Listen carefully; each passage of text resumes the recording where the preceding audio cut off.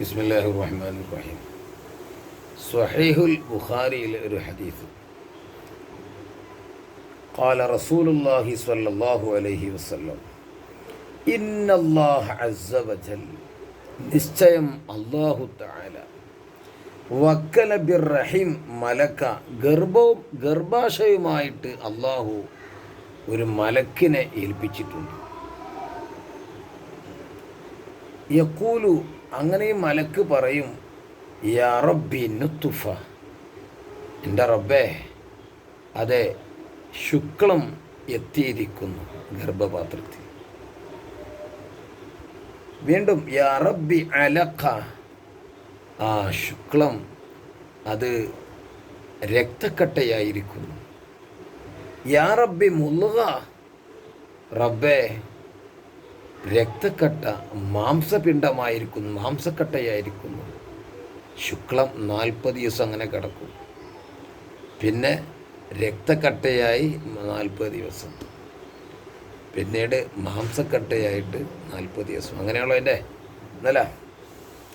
അങ്ങനെ ഫൈദ അറാദ ഐ യഖ്ലിയ ഖൽഖഹു, ഇതിൻ്റെ സൃഷ്ടിപ്പ് അള്ളാഹു കൃത്യമായി തീരുമാനിക്കാൻ ഉദ്ദേശിച്ചാൽ, ഖാല, ഈ മലക്ക് പറയും, ചോദിക്കും അള്ളാഹിനോട്, അദക്കറുൻ ഔ ഉൻസ, അള്ളാഹുവേ, ആണാണോ അതോ പെണ്ണാണോ?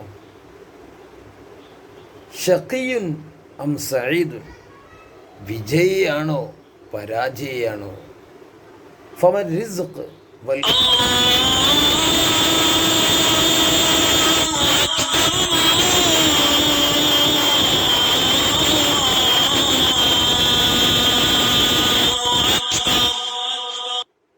ഭക്ഷണം എത്രണ്ട്, അന്നം എത്ര വറ്റ് തിന്നു, വൽ അജൽ, ആയുഷ്കാലം എത്രയാണ്. നമുക്കത് തീരുമാനം കഴിഞ്ഞതാണ്, ഇനി പുതിയൊന്നുമില്ല. ഫയുക്തബു ഫീ ബത്നി ഉമ്മിഹി, ഇതെല്ലാം ഉമ്മാൻ്റെ വയറ്റിൽ വെച്ച് തീരുമാനിക്കപ്പെടും. ജഫൽ കലം, തീരുമാനമായി. നമ്മൾ പരാജയിയാണോ വിജയിയാണോ, എത്ര കാലം ജീവിക്കും, ആയുസ് എത്രയാണ്, എത്ര വറ്റ് തിന്നും, ഒക്കെ തീരുമാനം കഴിഞ്ഞിട്ടുണ്ട്. പിന്നെന്തിനാ നമ്മൾ ഇങ്ങനെ റിസ്ക് എടുക്കണ? പണ്ട് സ്വഹാബത്ത് മുത്തുനബിയോട് ചോദിച്ചു. മുത്തുനബി എന്താ പറഞ്ഞത്?